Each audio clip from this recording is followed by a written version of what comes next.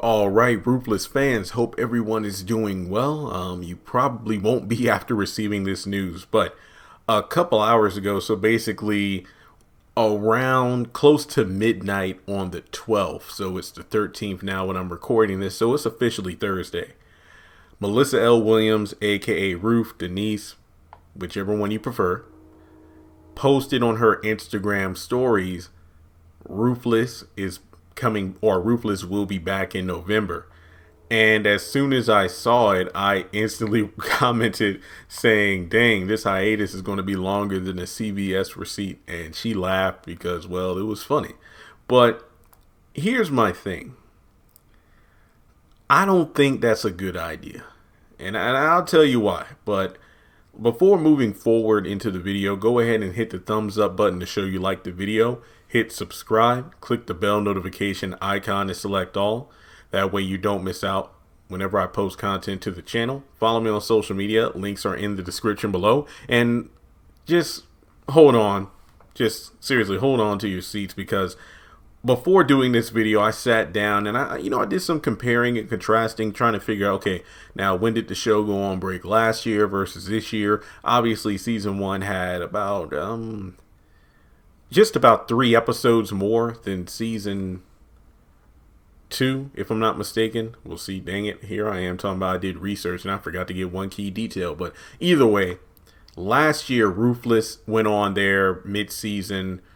They went on break June of 2020. Then they came back Thanksgiving 2020. Here's the issue here. And again, I don't know the exact date. She said November. And since today is Thursday, I'd imagine we get like the quote unquote official announcement on the social media for like BET Plus and Ruthless, letting fans know the hiatus will be going on until November. Because I don't know if you caught her live stream a few days ago on Instagram. I actually caught the live, and a lot of people were asking her the same thing. Hey guys, I'm sorry, I don't know when the show is coming back, but as soon as I know, I'll let you know. So I don't think this is bogus news. And also, I'm not going to hold her accountable if BET Plus decides to change the date, because they're notorious for doing that sort of thing. Viacom, like, they'll tell the people or the actors one thing and then they'll share the news, but then next thing you know, a few weeks later it ends up being a different date, or hell, sometimes it's close to the return date that they decide to extend it even further. So if there is a shift and it turns out November isn't the correct month, do not blame Melissa. Or if there are other actors later today who happen to post about the show's hiatus, please don't don't assault them, because they're only repeating the news that BET, Viacom, Tyler had given them. So please just don't go after them, okay? Because I do look at some comments. I know it's not a lot of y'all, but there's that one or 2 people that just won't take no for an answer and decide to go after them.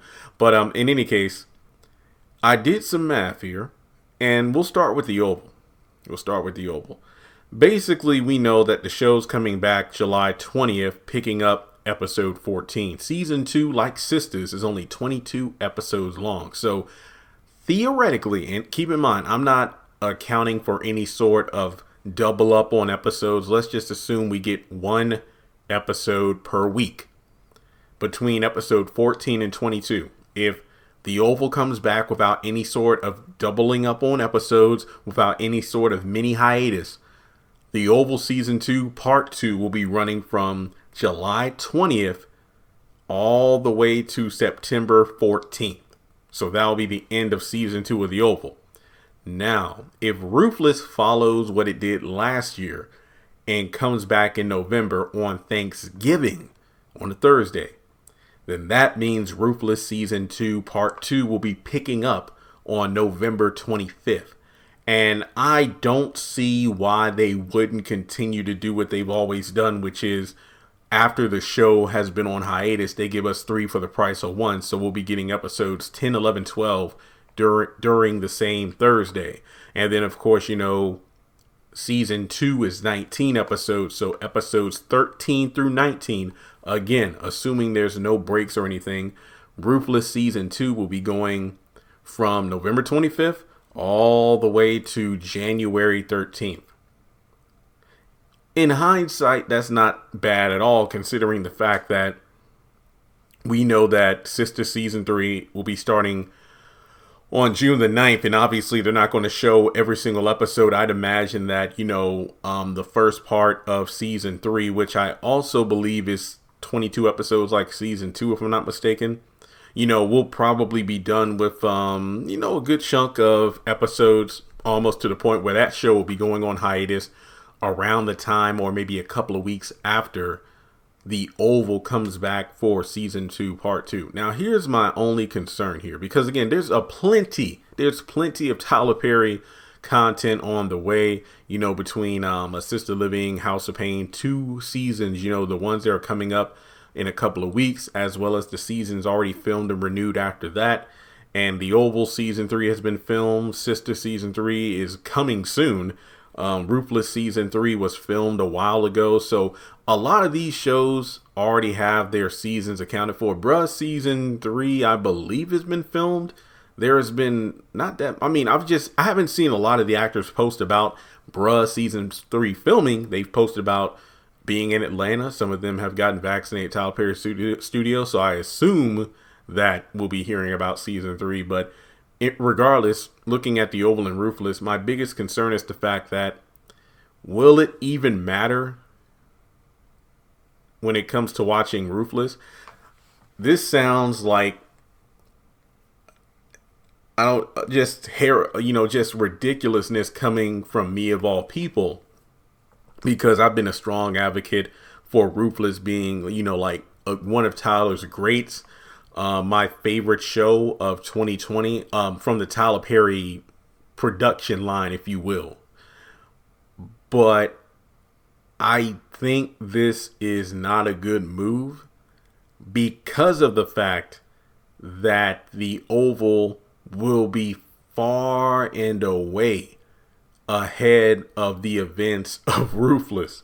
Look, we're not getting into the timeline nonsense of it. We already know Tally should be dead by now.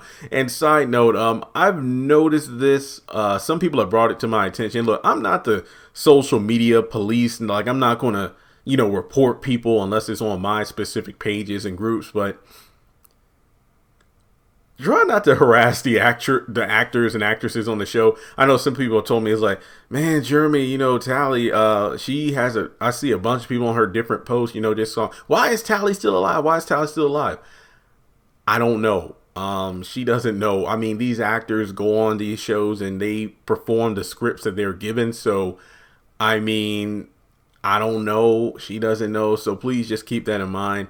I know it's ridiculous that Tally's still alive, but I think that she was not at Tyler Perry Studios during the filming of Season 3. So at some point, I guess during the back half of Season 2 of Ruthless, we will see Tally escape. And then, of course, we know that she eventually goes to Richard and Nancy's and kills herself. So I think that during the back half, that's when we'll finally see Tally escape from the compound, leading to her demise. But regardless of that, that still means the Oval is ahead of Ruthless. So based on, Barry being taken away, we can assume he's going to the compound. Now, I'm not going to go into the details of, all that, because I did a video about it yesterday. So be sure to check that out. Like, where are the Rakadushi taking Barry? But there are just so many things that I'm curious about. Like when he gets to the compound, will we see basically Ruthless, Daikon, the Highest, the Elder Mother, a bunch of the members of the Rakadushis. If nothing else, another reason I'm afraid of the show getting so far ahead is I feel like they're going to spoil a lot of the events of Ruthless Season 2 if we see the compound in full effect in Season 2, Part 2 of the Oval. Like, we know Dale is in DC on the Oval, meaning that, okay, so I guess that means during the back half of Ruthless Season 2,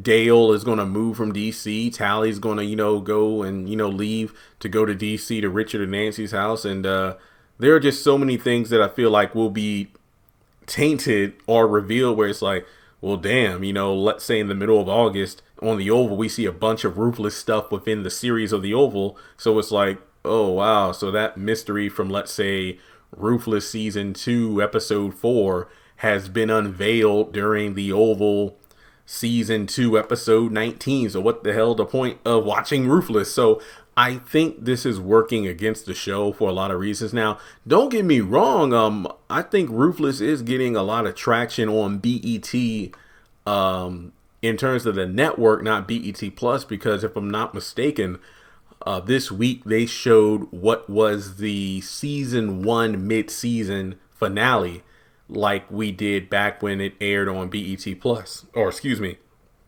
was added to BET Plus. So basically, there are some people who are literally one season behind the back half of season 1 and then the first half of season 2. There's a lot of events going on because if I'm not mistaken, the mid-season finale of season 1 showed all the kids about to eat the applesauce. Brian rolled up to the compound, Andrew with the gun. Then he calls Mac in order to call Andrew off. And then we had to go from June to November wondering, oh, hell, is Brian about to get shot? Is everybody about to die? So I don't really like the idea of the show not being gone for this long. I don't like the idea of the show being gone for that long, on top of the Oval moving forward, making us aware of a lot of the events of Ruthless. Now, from a marketing standpoint, I think this is brilliant due to the fact that, and I think Tyler mentioned this during the interviews promoting Ruthless, is like, oh yeah, we're doing a spin-off series, and the point of the Oval and mentioning things like the Rakadushi and whatnot is to get people to go to the Ruthless series in order to kind of fill in the blanks of, wait a minute, that character is here, then I wonder how they got from the compound there. So it builds interest. It makes people want to go to BET Plus and whatnot. So in a way, from a marketing standpoint and subscription standpoint, it makes sense. But for people like me, and I'm pretty sure a lot of people like you who watch these shows to kind of see where the story is going, it's frustrating because it means we have to wait. Perfect example here, and I love using the comic book analogy because they're big and popular and hot right now. Avengers Endgame, after Thor decapitated Thanos, we got a 5-year time jump, and then we go to see where all the the heroes are at before they go back in time and whatnot. And there are plenty of things during that 5-year time jump that I wish we could have figured out, or at least seen, like how Banner merged with the Hulk to create Professor Hulk. What it was like when Tony and Pepper, they had their wedding and then eventually their child. One thing about the wedding I've always been curious about is, I wonder if Steve got an invite. Then on top of that, just the different adventures of, I guess you could say just the, wait a minute, hang on, I lost my train of thought. Like Hawkeye becoming Ronin when his family got dusted, and the list goes on and on. So I feel the same thing about the Oval, because with so many things happening, I'll be like, okay, well, Ruthless is coming back, but by the time we get it, do we even want it anymore? It's kind of like, the Popeye's chicken sandwich was like the hot ticket item of 2019, early 2020. And then by the time, stores sold out and then got it back, people really didn't want it. I think a perfect example is toilet paper, because I saw, article in the Wall Street Journal. I saw it pop up in my newsfeed when I was scrolling yesterday, and it said that Americans have too much toilet paper, that, stock and money in toilet paper has gone down dramatically because stores are overflowing. Look, I ain't going to hold you. I still got toilet paper that I bought in 2020, like, unopened packs and everything, because shit got crazy. I'll tell you one thing, I sure as heck I ain't chasing no gas because my car barely moves and I got a dang near half a tank. So good luck to those out there who, got to go to work and all. I salute y'all. Hope y'all can find the gas you need at a good price, but I doubt the price part. So really it's just a situation where we see a lot of issues here. I just don't think, for people who have followed Ruthless since episode 1, I don't think it's good to have the show gone for that long, because think about it this way. Another scenario. If indeed the Oval season 2 comes to a close, at my estimation, on September 14th, and we don't get Ruthless until Thanksgiving, November, which is November 25th. That's October. That's like 2 months and some change from the ending of season 2 of the Oval to the beginning of the back half of season 2 of Ruthless. What the hell? I mean, I don't want to complain too much because the length of the hiatus isn't as long as, let's say, if Loving You Is Wrong or the Haves and the Have-Nots used to be, where it used to be like, 6 months to a damn year and, even longer. So I just don't like the idea of the Oval being so far ahead that when it comes to Ruthless, it almost feels like a chore having to watch, because it's like, well, dang, we already saw Barry at the compound, and hell, by the time Ruthless comes back on, who's to say like Sam and the FBI haven't raided the place? Just saying. I mean, we're seeing Ruth on the Oval now. I mean, is she married to the highest now? I mean, like I said, there are certain things that I guess we do need to tune into on the Ruthless series to find out. But I don't think that most of those mysteries will be a mystery because the Oval is so far ahead. And I don't mean to sound like a broken record, but I'm genuinely concerned because I don't think interest in Ruthless is going to be as fire as it is. But I really do think it comes from being someone who's watched since episode 1. So a lot of people who are hot on the series now, they have to play catch up because they haven't been watching the show. Like, they don't have BET Plus. So now that there are people who have just discovered the series because it started airing on BET, and people hit me up, yo, are you going to watch Ruthless tonight? I don't see you tweeting about it. Where are your videos? I'm like, fam, I got a playlist with over 130 videos on it. I've watched every single episode. There are no trailer breakdowns unless they do like the